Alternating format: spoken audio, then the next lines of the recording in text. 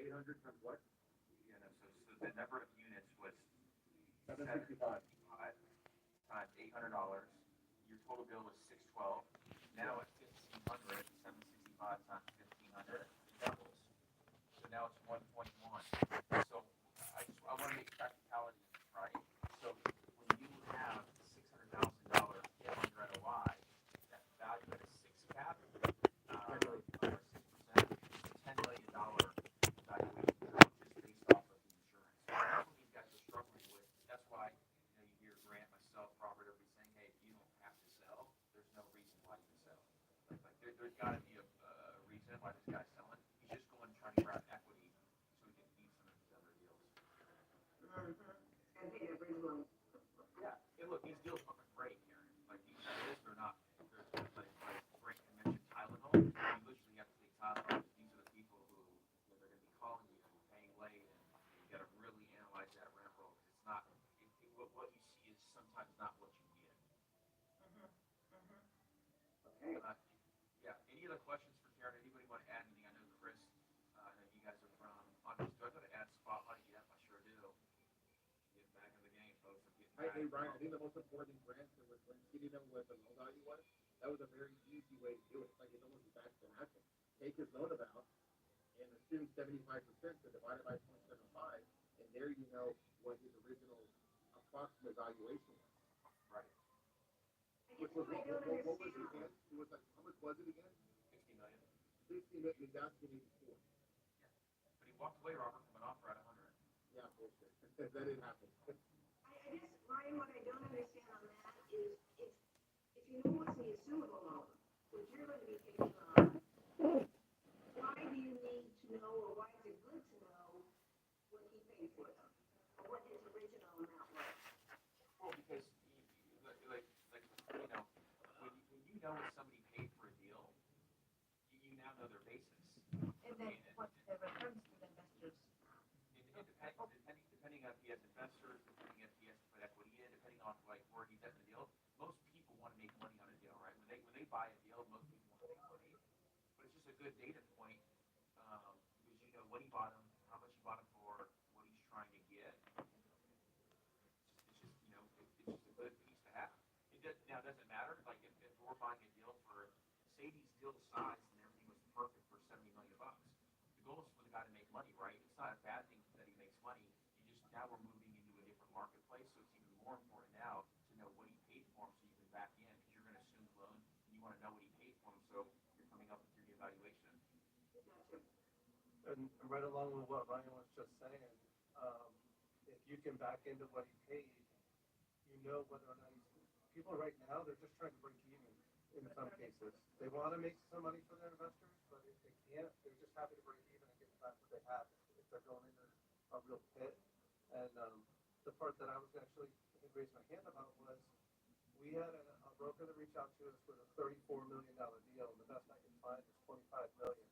And so I told him that, and he's like, write the LOI. Like, they're just trying to be realistic. The sellers are out there putting out the price they want at the moment, but what's reality is totally different, and what they need to accept is it's better to get rid of this thing now while we just have a couple of knife shivs in the pig before it really starts bleeding out. So this is going to get worse. You don't have the cash positions to withstand this right now. Chris is exactly right. You don't have the cash positions to withstand the next 18, 24 months. It's time to get out. Yeah. So Robert, just to keep it simple, because this is the power of the group. Do you like the deal? Yes or no? I like it at the original purchase price. Okay. You like that 84? No, it got 84. Okay, so you like it at 60 though, right? I like it. I love it at 50. I'm not going to that's probably $800-$900. Yeah, good. Chris, you like the deal 60 million? 60 sounds reasonable. Yeah. Well, hey, Karen, these are your Houston partners, right? I mean, this is the power of the group. Like Robert lives in Houston. Those deals are in Houston. There it is. Get him good. I said 60, and Chris and I must settle with the into it. Maybe I can Plus, talk to these shouldn't be going for less than 5 cap by any means, in almost any market. Great. Okay, I appreciate it. Yeah, I love it. Okay, Andres, let's move to the next deal. All right, so next we have, let me go ahead and pull up the deal. All right, Ron, I'm gonna pull you up, and then I'm gonna pull up the deal.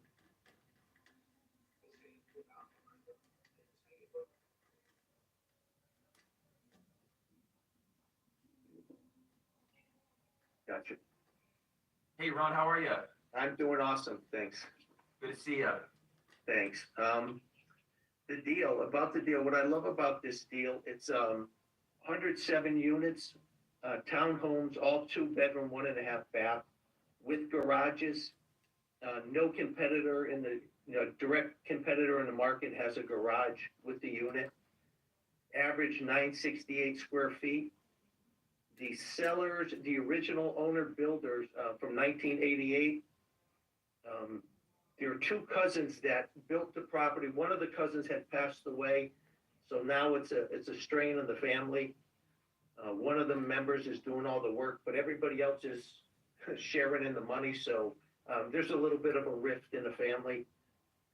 Average rents are $12.18. The market is about $16.50. Okay. So they're about 400 below market. 80% of the units are classic units. It's a shoreline community, so it's a very high barrier to entry in that market. The owner doesn't collect any other income, so there's opportunities to add pet fees, late fees, trash fees. So I like the potential. There's a potential to come in here and push the rents. One of the negatives is 98 of the units are wood clapboard siding. So that requires, paint and some maintenance. And I'd say about 45% of the roofs are getting to the end of their useful life. So I'm thinking probably 5 to 7 years out. That would need to be done as well. And Ron, I must have missed the price. So it's 107 units. How much do they want for it? Well, it's a call for offer. The broker, of course, would like to get this at sold at a 4.5 cap, but the market's trading at a 5.8 cap. So I think we're probably closer to 13 million on this. 13 to 14 million. What are they say? What are they saying the guidance is? What is the guy? What did he buy it for? What does he want for it? Well, they're the original owners and builders. So, Okay. I mean, they're into it for nothing. So, at this point, I mean, it's been paid for 35 years. Right. So, I mean, the guidance is 16 million, but I mean, that's not me. I'm not gonna pay them based on future numbers. I'm interested based on, the in-place numbers and. What's your in-place NOI on this deal? 742, 919. 919. Okay. And so if you have 107 units and your in-place rent is $12.18, right? $1,200. Correct. It's bringing in 130,000 per month. Yeah. And I'm gonna times that by 12. I want everybody to track along with me on these underwritings at the back of the napkin. Yeah, the market vacancy is 4.8. What's this thing at though? What is this? He's at 95, so he's right there. So when I do this though, when I'm doing 107 times 12.18, I'm coming up with 130 a month. I times that by 12, I get 1.5, and then I'm going to times that by 95%. So I'm at 1.485. It's a smaller deal. Is there any other income on this? Yeah, no, none at all. So I mean, there's opportunities to push that. Cool. And then what's your expense ratio up in this market? They're running at 48%. I was running my numbers at 50. Yeah. Okay. So at 50%, I'm coming up with 742. Yeah. So I'm landing right on top of where you are. Okay. So 742, and you said a 6 cap, right? They were hoping to get 4.5 cap, which puts it at like 16.5. But yeah, no, I understand. But yeah, the market. Yeah, the next thing I'm gonna move to. So 12 at a 6 cap, it's 12.4 million. Yeah. At a 4.8, it's a little bit higher. But my next question is always: are you assuming the debt? Or are you going to get new debt on this deal? There's no debt on the deal right now. So what I was hoping to do is come in with 3 different options. One would be an all cash option, which I would be interested in talking to you guys about that. The other would be just with agency financing, 30% down. And then the third option would be a master lease.